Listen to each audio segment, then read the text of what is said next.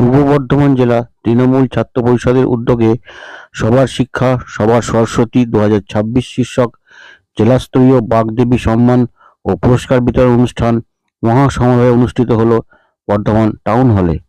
জেলার বিভিন্ন কলেজে সুশৃঙ্খলভাবে আয়োজিত সরস্বতী পুজোর সঙ্গে যুক্ত ছাত্রছাত্রীদের স্বীকৃতি ও সম্মান জানাতে এই অনুষ্ঠানের আয়োজন করা হয়। অনুষ্ঠানে প্রধান অতিথি হিসেবে উপস্থিত ছিলেন পশ্চিমবঙ্গ তৃণমূল ছাত্র পরিষদের সভাপতি তৃণাঙ্কুর ভট্টাচার্য। তিনি তার বক্তব্যে শিক্ষার প্রসার, সাংস্কৃতিক চর্চা ও ছাত্র সমাজের ইতিবাচক ভূমিকার উপর গুরুত্ব আরোপ করেন। তিনি বলেন, শিক্ষা ও সংস্কৃতির সমন্বয়ে গড়ে ওঠে এক শক্তিশালী সমাজ। ছাত্র সমাজই আগামী দিনের নেতৃত্ব তৈরি করে। বিশেষ অতিথি হিসেবে উপস্থিত ছিলেন পূর্ব বর্ধমান জেলা তৃণমূল কংগ্রেসের সভাপতি তথা কাটোয়ার বিধায়ক রবীন্দ্রনাথ চট্টোপাধ্যায়।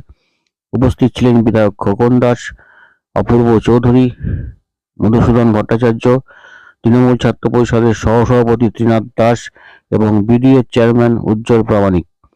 এছাড়াও জেলার অন্যান্য বিশিষ্ট ব্যক্তিবর্গ অনুষ্ঠানে উপস্থিত থেকে ছাত্রছাত্রীদের উৎসাহিত করেন। অতিথিবৃন্দ তাদের বক্তব্যে শিক্ষার পাশাপাশি নৈতিক মূল্যবোধ ও সামাজিক দায়িত্ববোধ গড়ে তোলার উপর জোর দেন। অনুষ্ঠান জুড়ে ছিল সাংস্কৃতিক পরিবেশনা ও শিক্ষামূলক বক্তব্য, যা উপস্থিত দর্শকদের মন ছুঁয়ে যায়।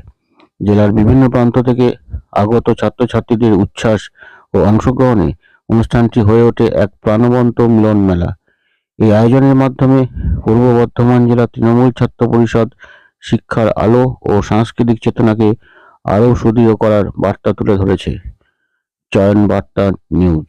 তৃণমূল ছাত্র পরিষদের উদ্যোগে বাগদেবীর আরাধনাকে কেন্দ্র করে সাধারণ ছাত্রছাত্রীদের মধ্যে যে উৎসাহ সৃষ্টি করার পরিকল্পনা 3 বছর ধরে সরার জেলা তৃণমূল ছাত্র পরিষদের সভাপতি সেই কাজটা করে যাচ্ছে। রাজ্য তৃণমূল ছাত্র পরিষদের সভাপতি তৃণাঙ্কুর ভট্টাচার্যের নির্দেশ মতো এখানে উপস্থিত আছেন তৃণাঙ্কুর নিজে, তার সঙ্গে তৃণমূল ছাত্র পরিষদের সহসভাপতি এবং এই জেলার অবজারভার ত্রিনাথ দাস, আমার সহকর্মী বিধায়করা এবং অন্যান্য বিশিষ্ট অতিথিরা।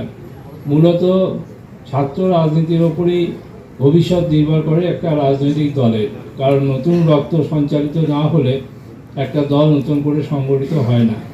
তা এই যে প্রয়াস, এই প্রয়াসের মাধ্যমে আগামী দিনে আমরা আশা করব যে আবার নতুন নেতৃত্ব আমাদের মধ্যে আসবে এবং আমাদের রাজ্যের মাননীয় মুখ্যমন্ত্রী মমতা বন্দ্যোপাধ্যায় এবং আমাদের দলের সর্বভারতীয় সাধারণ সম্পাদক অভিষেক বন্দ্যোপাধ্যায় যে প্রয়াস পশ্চিমবঙ্গকে গ্রাস করার যে রাজনীতি চলছে তার বিরুদ্ধে যে লড়াই তাদের, সেই লড়াইকে আরও জোরদারভাবে সংগঠিত করা যাবে এই আশা রেখে সবাইকে ধন্যবাদ জানিয়ে আমার বক্তব্য শেষ করলাম।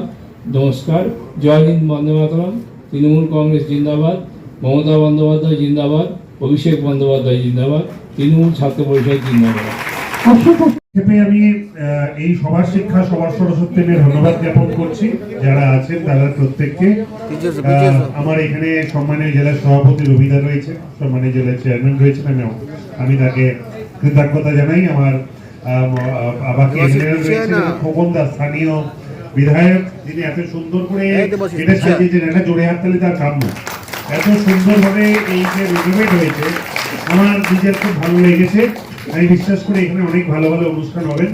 জেলার বিভিন্ন স্তরের নেতৃত্বরা আছে, আমার ছাত্র যুব প্রতিনিধিরা আছে, আমার রাজ্য কমিটির সাদ্দাম রাবিসরা রয়েছে, ত্রিনাথ এই ডিস্ট্রিক্টের অবজারভার কোঅর্ডিনেটর, আমার পুরো চোখ দিয়ে এই ডিস্ট্রিক্টে আমরা দেখছি তৃণমূল ছাত্র পরিষদকে আমি অক্ষয় শুভেচ্ছা জ্ঞাপন করি এবং বিভিন্ন পদাধিকারী জেলা কমিটি ব্লক স্তরের বিভিন্ন পদাধিকারীরা রয়েছেন।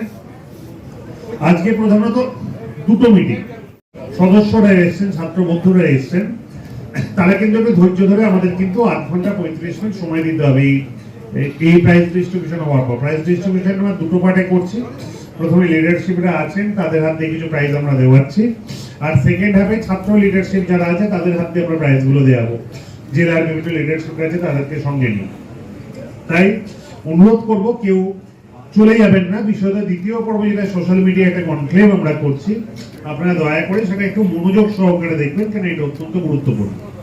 আর সবার শিক্ষা সবার সরস্বতী, এটা তৃতীয়বারের আমাদের একটা প্রতিযোগিতাকে বুঝতে পারেন যে একটা আবেগের প্রতিযোগিতা।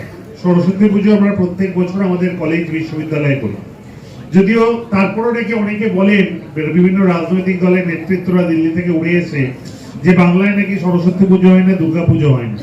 তারা জানে না যে প্রায় 3-4 বছর ধরে, এটা জেলায় 3 বছর, আমরা বোধহয় 4 বছর ধরে এই প্রতিযোগিতাটা রাজ্যব্যাপী করি। সেখানে best idol, best theme, best আলপনা,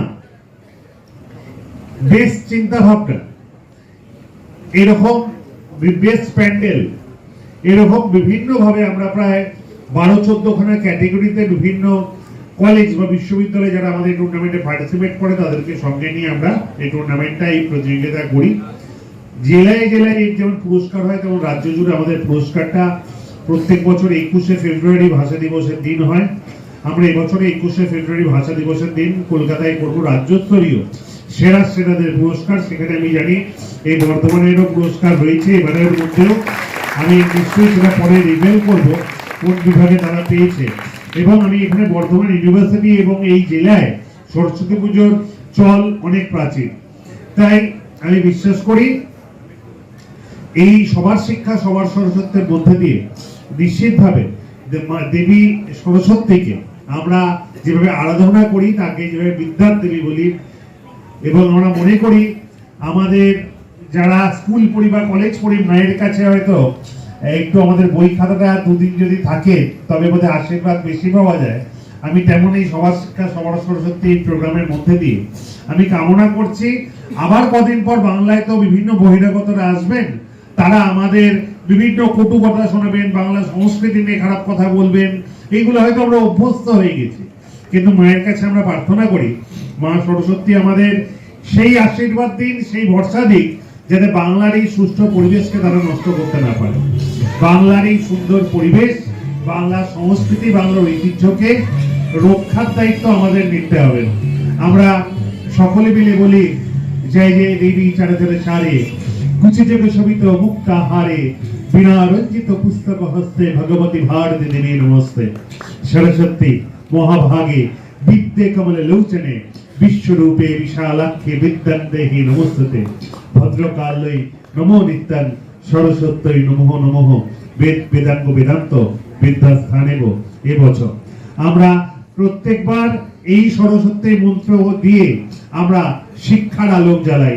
আজকে আমার জেলার নেতৃত্বরা রয়েছে, তারা যেভাবে উপস্থিত হয়ে ছাত্রদেরকে উৎসাহিত করলেন, বিভিন্ন স্তরের নেতৃত্বরা, আমি তাদের কৃতজ্ঞতা জ্ঞাপন করি এবং প্রার্থনা করি এটা 3য় বছর স্বরাজ করলো, আগামী বছর মানে 4র্থ বছরও স্বরাজ যখন আবার এই অনুষ্ঠানটি করবে তখন যেন বাংলার পরিবেশ এতটাই সুন্দর থাকে, বাংলা সংস্কৃতির উপর যেন আঘাত না আসে।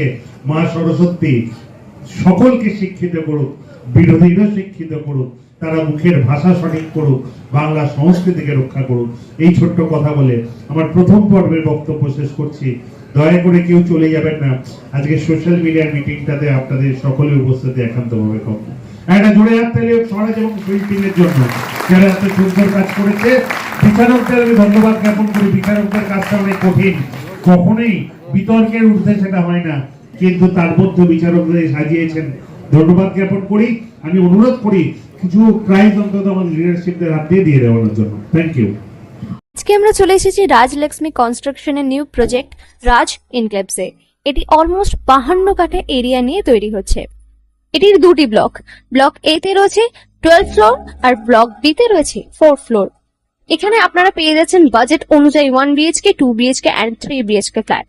এখানকার আকর্ষণীয় ব্যাপার হলো ফ্ল্যাটের গ্রাউন্ডে আপনারা পেয়ে যাচ্ছেন স্টাইল বাজার, আর সঙ্গে থাকছে বেসমেন্ট পার্কিং, ওপেন পার্কিং, আর রুফটপে পেয়ে যাচ্ছেন 10,000 স্কোয়ার ফিট এরিয়া জুড়ে এসি জিম, আড্ডা zone, AC community hall with kitchen, garden area.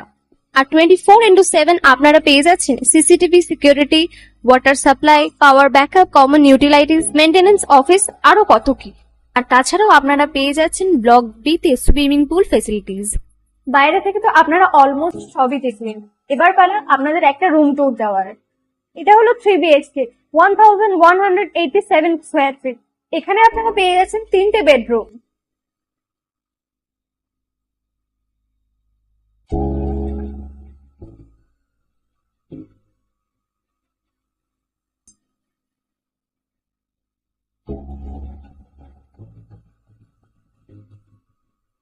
তাছাড়াও আপনারা পাচ্ছেন ডাইনিং এরিয়া, সাথে একটা কিচেন, দুটো বাথরুম, সঙ্গে সাউথ ফেসিং ওপেন ব্যালকনি। হ্যাঁ, ঠিক এইরকমই হবে আপনাদের স্বপ্নের রুমটা।